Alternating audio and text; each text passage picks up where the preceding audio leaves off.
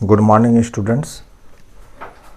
We are describe relation between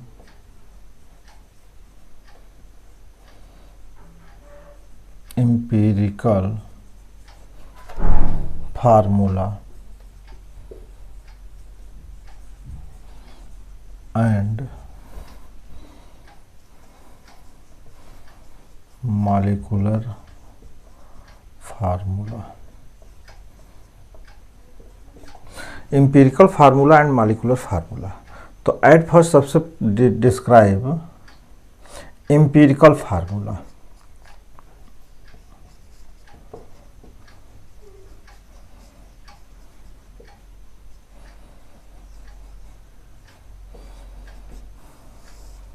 empirical formula जो होता है किसी भी कंपाउंड्स का, जैसे हमने लिया एसिटिक एसिड CH3COOH, इसे हम कहते हैं एथेनोइक एसिड।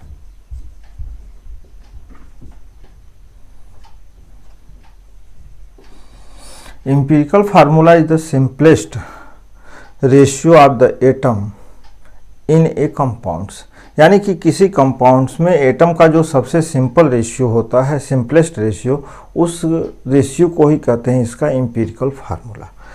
अब इसका जो है आगे हम हो गया C2H4O2, तो अब इसका एम्पिरिकल फार्मूला होगा CH2O। ठीक इसी तरह से है glucose R fructose C6H12O6, empirical formula इसका है CH2O। यानी एसिटिक एसिड और ग्लूकोज दोनों का एम्पिरिकल फार्मूला सेम है। तो two or more than two compounds के एम्पिरिकल फार्मूला सेम हो सकते हैं, but molecular formula are the not same. और मॉलिक्यूलर फार्मूला क्या होता है कि किसी कंपाउंड्स का एक डेफिनिट रेशियो होता है एटम का, जो फिक्स होता है, उसे हम चेंज नहीं कर सकते, तो वह उसका कहलाता है मॉलिक्यूलर फार्मूला। तो एट फर्स्ट अब हम किसी भी एम्पिरिकल फार्मूला का कैलकुलेशन हम कैसे कर सकते हैं। एम्पिरिकल फार्मूला का कैलकुलेट करने के लिए सबसे पहले हमें ज़रूरी है कि उसका एटम का जो कंपाउंड्स में एटम के परसेंटेज हैं वो हमको मालूम हो कि किसी भी कंपाउंड्स में एटम का परसेंटेज क्या है, जितने भी एटम्स प्रेजेंट हैं उस कंपाउंड्स में, या उनका रेशियो क्या है। सेकेंड नंबर पे हम उसका एटॉमिक मास हमको मालूम होना चाहिए। अगर हमें एटॉमिक मास मालूम है, फिर उसके बाद तो फिर हम कैलकुलेशन करते हैं। सबसे पहले एक ग्राफ बनाते हैं इसके अकॉर्डिंग। सबसे पहले हम लिखते हैं यहाँ पे सीरियल नंबर। सीरियल नंबर में 1 2 3 जितने एटम्स कंपाउंड्स में प्रेजेंट होंगे उनका हम सीरियल नंबर देंगे। यहाँ सिंबल लिखते हैं, यानी कि जो एटम है उसका सिंबल क्या होता है। फिर उसका हम एटॉमिक मास लिखते हैं। फिर एटॉमिक मास से हम परसेंटेज लिखते हैं। फिर हम इसके बाद इसका कैलकुलेट करते हैं mole ratio equal to percentage upon atomic mass, percentage upon atomic mass. फिर हम निकालते हैं इनका सिंपल रेशियो। अब तो सिंपल रेशियो कैलकुलेट करते हैं। अब सिंपल रेशियो के साथ तो यहाँ पर जैसे सपोज दैट किसी भी, अगर यहाँ पे हमें अगर होल नंबर नहीं ऑब्टेन हुआ तो फिर उसके बाद जो है हम आगे हम इनको फिर लिखते हैं। जैसे हमने एक एग्जांपल लिया एग्जाम्पल में कह रहा है the mass percent of organic compound is carbon is 57.8%, hydrogen 3.6% and rest of the oxygen. The vapour density of the compound is 83। तो कार्बन है,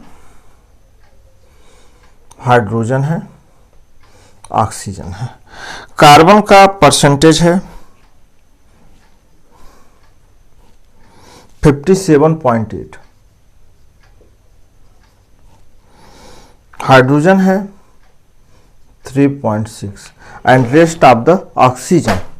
तो इसके लिए परसेंटेज ऑफ ऑक्सीजन, ऑक्सीजन की परसेंटेज हमें कैलकुलेट करने के लिए सबसे पहले हमें कैलकुलेट करना होगा, इन दोनों का सम करें तो 100 माइनस 14, 7 3 10 और 1 11, 5 1 6 61 इक्वल टू, तो यह हो जाएगा 0.6, 9 में से 1 गया 8, 9 में से 6 गया 3, यानी 38.6 ऑक्सीजन का परसेंटेज हो गया 38.6। अगर हमें ये कैलकुलेट करना हो कि परसेंटेज ये सही है कि नहीं है, तो हम इन तीनों का सम कर दें और 100 आ जाए तो इट मीन्स यह सही है। अब हमें एटॉमिक मास लिखते हैं। कार्बन का एटॉमिक मास है 12, हाइड्रोजन का 1 होता है, हाइड्रोजन का 1 यानी 1.008 होता है, तो एज्यूम करते हैं 1, और ऑक्सीजन का होता है 16। मोल रेशियो हमें फाइंड करना है, तो 57.8 अपान 12, 3.6 अपान 1 और 38.6 अपान 16 इक्वल टू हो गया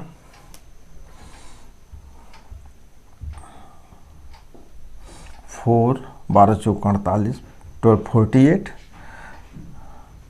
तो 48 9 और 8 96, 4.81 इसका हो गया 3.6, इसका हो गया 16 दूना 32, 36,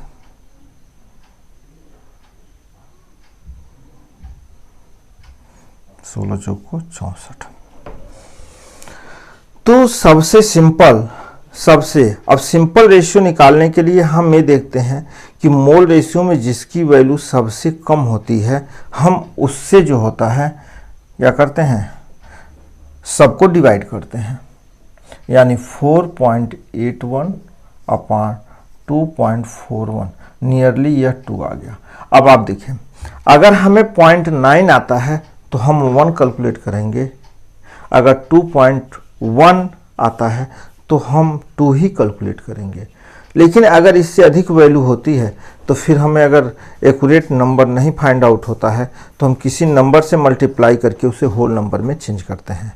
तो अब ये आपका हो गया 3.6 अपान 2.41, यानी हो जाएगा नियरली 1.5, और ये हो जाएगा 2.41 अपान 2.41 इक्वल टू 1। अब यह इसमें एक होल नंबर नहीं फाइंड आउट हुआ, तो अब हम क्या करेंगे, इसमें सब में हम 2 से मल्टीप्लाई कर दें, तो 2 2 2, तो हो जाएगा यह 2 × 2 इक्वल टू 4, यह हो जाएगा 3 और ये हो जाएगा 2। तो एम्पिरिकल फार्मूला हो गया।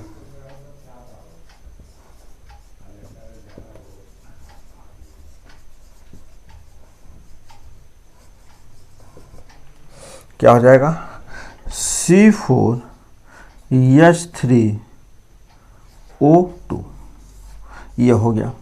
अब इसके बाद इसमें फाइंड आउट करना है हमें कि मॉलिक्यूलर फार्मूला। तो मॉलिक्यूलर फार्मूला के लिए अब हम फार्मूला होता है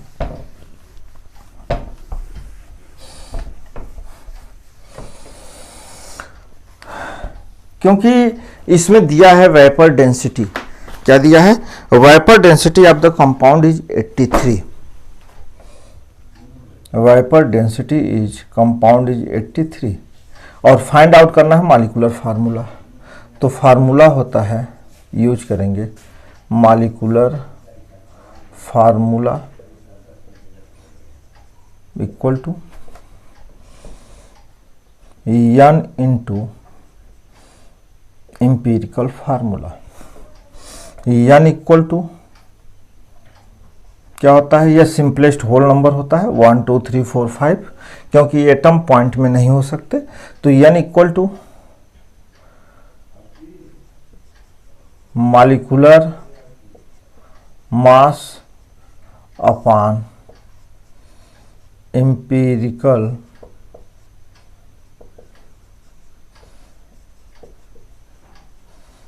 फार्मूला मास, यह आपको मालूम होता है। अब फिर मॉलिक्यूलर मास निकालने के लिए एक फार्मूला है, molecular mass equal to 2 into vapour density. तो इससे हमने निकाल लिया मॉलिक्यूलर मास, यानी 2 इंटू 83 इक्वल टू 166। अब हम निकाल लें एम्पिरिकल फार्मूला मास।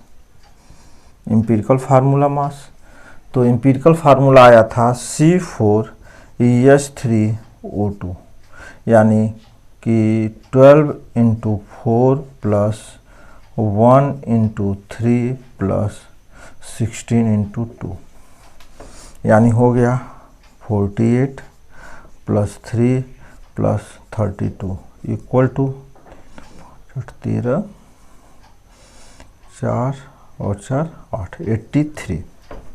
तो एम्पिरिकल फार्मूला मास हो गया। तो सिंपलेस्ट n इक्वल टू हो गया हमारा मॉलिक्यूलर मास है 166 अपॉन 83 इक्वल टू 2। तो मॉलिक्यूलर फार्मूला हो गया n 2 इंटू C4H3O2, यानी इक्वल टू हो गया 2 से मल्टीप्लाई किए तो कार्बन हो गया 8, H हो गया 6 हाइड्रोजन और ऑक्सीजन हो गया 4। तो यह हमारा आंसर हो गया आपका कि C8H6O4, यह हमारा है मॉलिक्यूलर फार्मूला। तो इस प्रकार से हम जो है किसी भी कंपाउंड्स का एम्पिरिकल फार्मूला और मॉलिक्यूलर फार्मूला हम कैलकुलेट कर सकते